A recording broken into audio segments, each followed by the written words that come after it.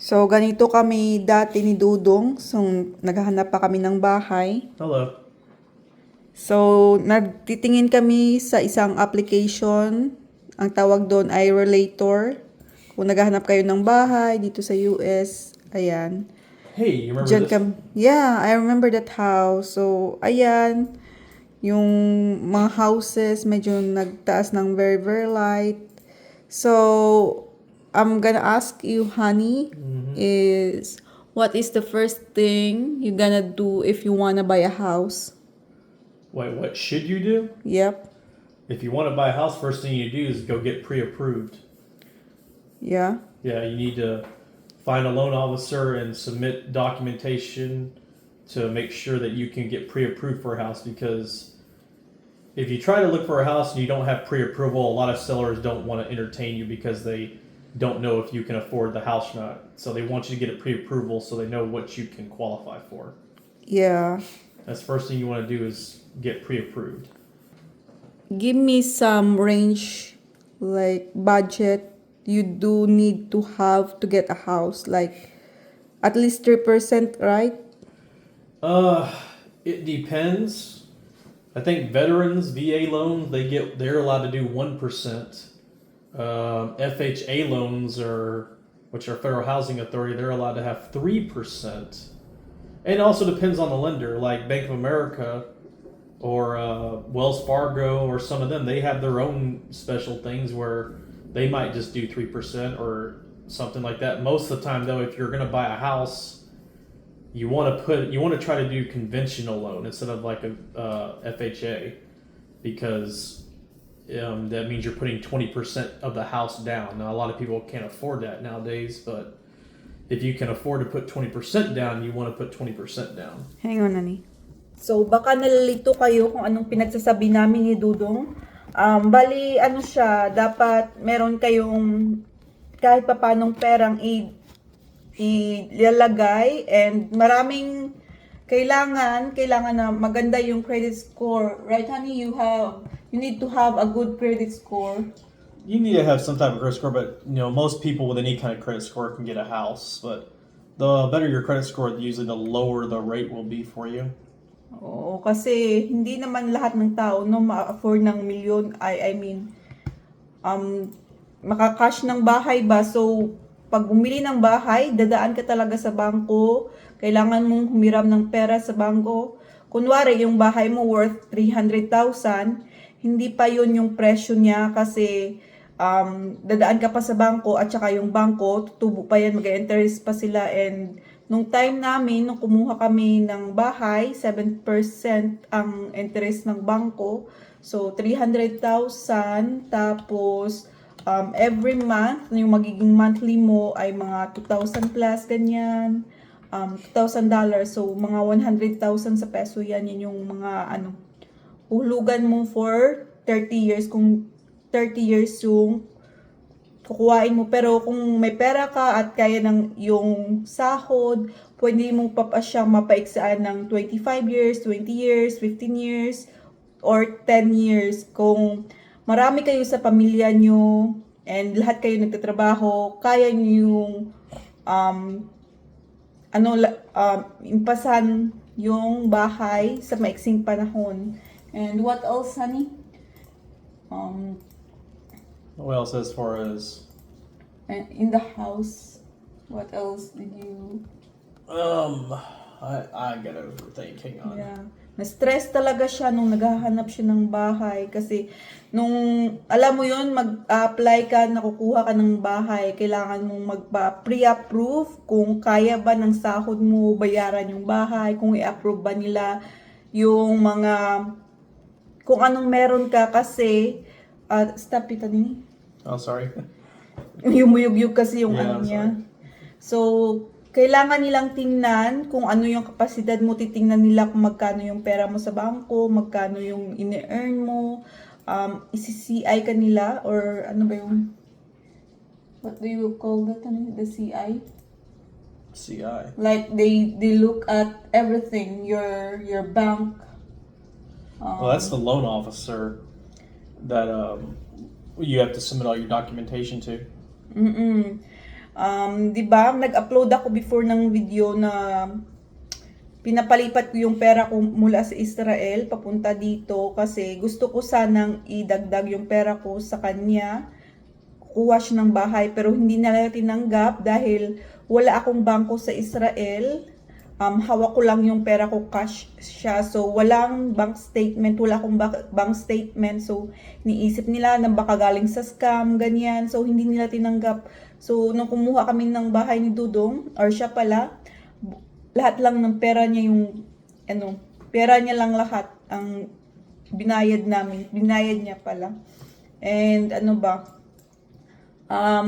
stop it, honey, please. I'm sorry, it's just a habit. Nagyuyug-yug kasi siya ng paa. So, alam mo yun, yung video ko. Tapos, yung nahirapan ako, isa sa pinaka-nahirapan ako, magpadala ng pera dito sa US kasi merong limit lang every month. So, yung limit lang before ay hanggang ngayon ata is 25,000 shekel every month. So, malaking pera kasi yung dinala ko dito sa US. And nahirapan talaga ako kasi nag-start ako magpadala ng papunta na ako dito. Tapos, question ako bakit may malaki akong pera, saan galing. So, thank you so much kay BJ, no, yung sa Hadar. Kasi siya yung tumulong sa akin, ipadala lahat ng pera ko dito. Ayun, ang dami kong ginawa, yung pinakausapan ko. Tapos si Madam Giselle, siya talaga yung, nakipag-usap kay BJ. Alam mo yun, trinay kong ipadala yung pera na parang $14,000 na isang padalahan lang. Naghanap pa ako ng ibang tao pero wala talaga question talaga nila ako kung saan ko nakuha yung pera, bakit ako nagpapadala ng ganyang kalaki. So ayun yung magpupunta dito sa US tapos may kakilala kayo or may pinagkakatiwalaan kayong alam niyo yun, mag for good kayo dito, ipadala niyo pa unti-unti. And kung tatanungin niyo ako kung magkukuha or may bangko, hindi tayo pwedeng mag-open ng bangko dito kasi hahanapan nila tayo ng SSN or Social Security Number and then isang government, like 2 government ID, honey? What are you asking? For what? for opening the account at the bank? Yeah, where our bank is, you got to have 2 government IDs. So, like a driver's license and a passport is what you've got to have to open an account. You got 2 forms of ID. So, ayan, wala. Kung ano lang talaga, yung mapagkakatiwalaan nyo na lang talaga yung papadalhan ninyo. Or, pwedeng dalhin nyo lang muna yung 10K, $10,000 kasi yan yung maximum na pwede mong dalhin sa airport. Ang sinuggest ni Dudong dati sa akin, wag ako magdala ng pasobra sa 10K kasi yung immigration officer, may karapatan silang i-hold ang pera natin, kuhain yung pera natin ng more than $10,000. Kaya, alam mo yon, ayoko na magka-problema. Kaya, $10,000 lang talaga yung dinala ko at ayoko nang ma-stuck sa airport, di ba? And by time, sabi ni Dudong before na kinukuha nila yung pera and wala nang tanong-tanong, hindi na nila ibabalik. Right, Tani?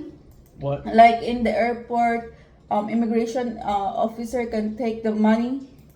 That's No, it's not. That's not the immigration. It's usually custom. it's not either customs. No, it's usually like DEA agents, drug enforcement agencies, or something like that. What they do is if you have a lot of money and it's more like it's what a lot of people call legal theft here, because they don't have to have any reason to take your money. If they just suspect or think that your money is involved in some type of drug or crime, they can seize your money and it's really hard to get it back from the government. So you don't want to walk around any of the US airports with a lot of money. Like if you're walking around like 3,000 to 5,000, you're usually fine. But if you're walking around with like 15, 20, 30 or $100,000, which some people have, and they've had to fight tooth and nail to get their money back, even though they've done nothing wrong. There's no evidence of them doing anything wrong. All they have to do is just say, "Well, we think it's involved in a crime," and then they take your money. Tapos mahirap pati, dalawang airport yung napuntahan ko, New York and then Dallas, and medyo mahigpit din sila, no, kasi ini-x-ray, tapos pinapalabas din yung, alam mo yon, yung mga gamit sa inyong maleta. So, kung may malaki kayong pera, baka mawala pa, masayang pa, di ba? Kasi busy na, alam mo yung nagmamadalian na yung mga tao. So, ayun. What else, honey, about the house? Because lots of, like, most of my viewers are, like, going here. I want to share how to get a house. Okay. Well, if you want to get a house, especially like in Texas, that you need to, first thing you really need to do is you need to find out what you're approved for.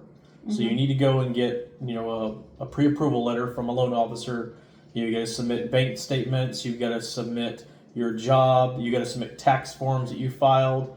Anything you can to show how much money you make and what you make and what kind of payment you can afford. Do you have other bills? Like, do you have credit card payments? Do you have school payments? Do you have car payment or anything like that? That would take extra money away from what you make monthly. So they take all that into account and they give you what you can afford. Now, once you find out what you can afford, then you need to find the area that you want to live in. If you have an idea where you want to live, then you need to start looking at the area. Usually the best idea is probably if you don't have one, find a realtor. Realtors, pretty good at finding houses, but they'll send you usually they'll put your name in an email and you'll get every day if there's a new house popping up, what it they'll have all the details, what it costs, the address, and you have to schedule with them and they can go look at it. If it's an open house, you don't have to have your agent. You can just go to an open house and look at it. What is the hardest part of buying a house? Finding one. That is the hardest part. Especially right now with everything being so expensive. Finding a house now, especially in your budget, if it's like low, like Dallas area, Dallas-Fort Worth area, I would think you need to probably look around.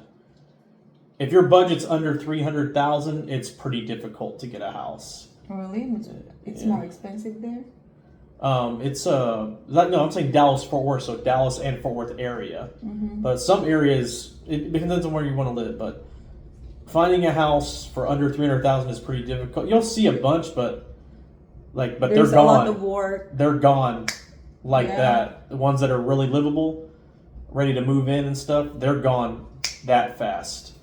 Sometimes less than a day on the market. But ones that need a lot of work, which they call investment property, ones that are like, maybe 180 to 200,000 that need lots of work, those usually will stay on the market longer because those type of houses need a cash. You can get a repair loan, but the interest rate on like a repair loan is like 12 to 13%, which is really, really bad.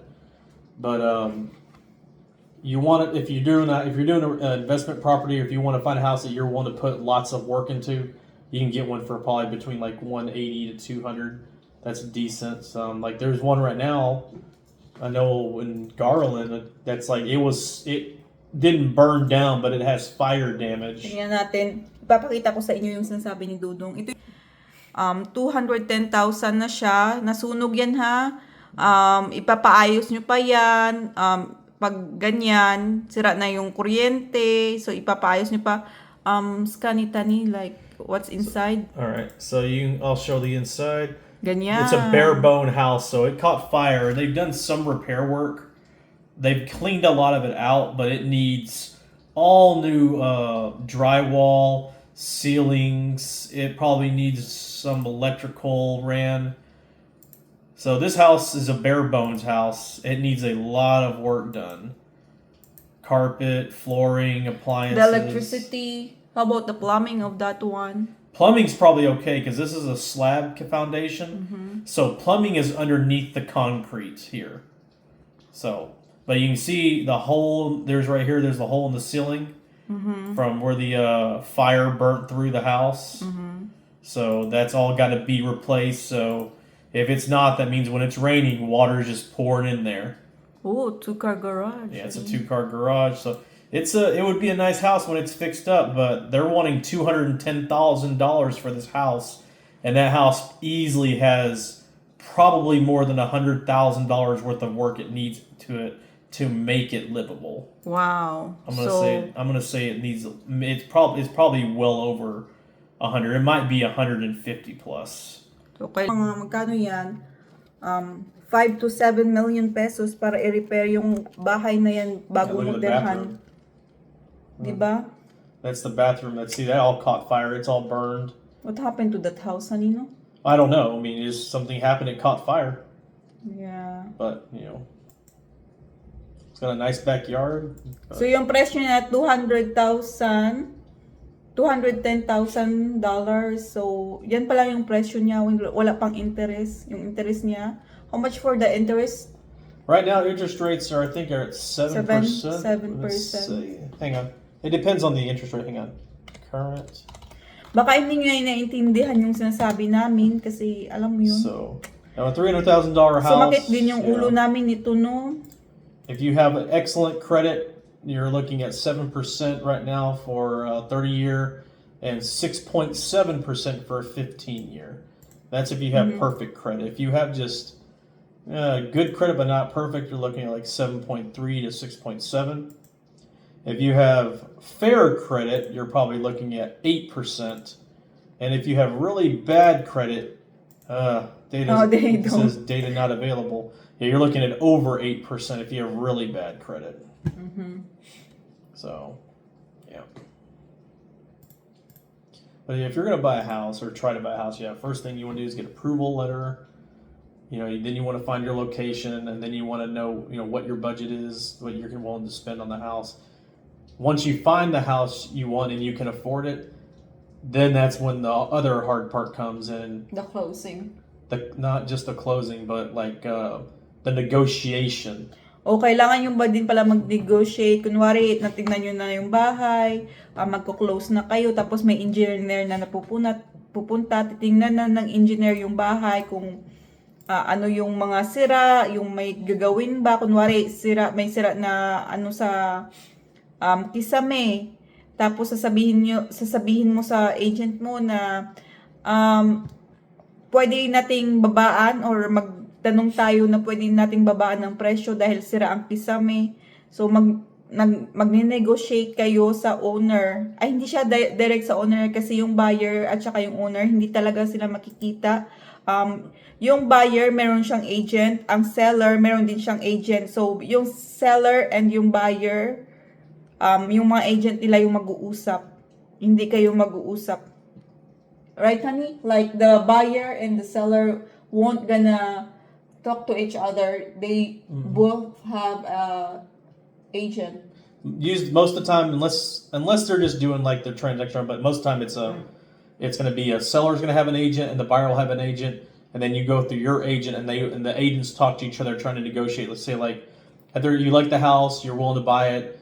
The person will wants to accept your offer, but you want some like other things done, like say you want a repair done, then you go work that in the price, and that's the next part of the hard step of getting a house is the negotiation back and forth. But once you agree upon it and everything's good, then you have to have an inspector come in.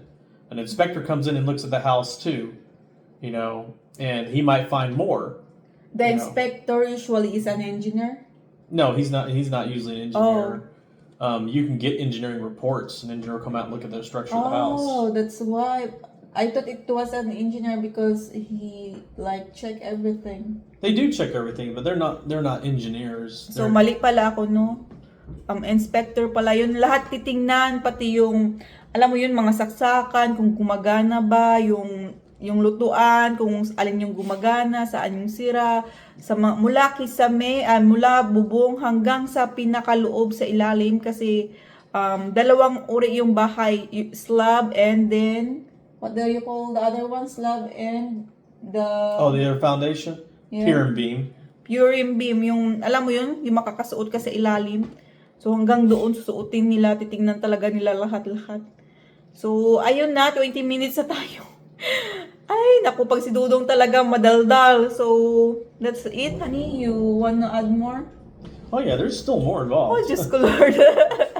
There's still more involved because once everything's agreed upon and they go through and everything, then you're at the waiting period of what they call like closing period. Yeah. Then you have to wait to schedule a closing date and everything. You also, before you go and buy the house, you do a final walkthrough, like your realtor taking the house and show you one more time to make sure, and then you'll finally go sign all the paperwork, which takes a while. You have to sign your life away. Matagal siya. Parang inabot siya ng almost 1 month kasi i-transfer pa nila yung pangalan, I mean, yung parang title ba ng bahay, ng lupa. Land and house, ani? Like, or the land is for city. You don't buy the land. You don't own the land.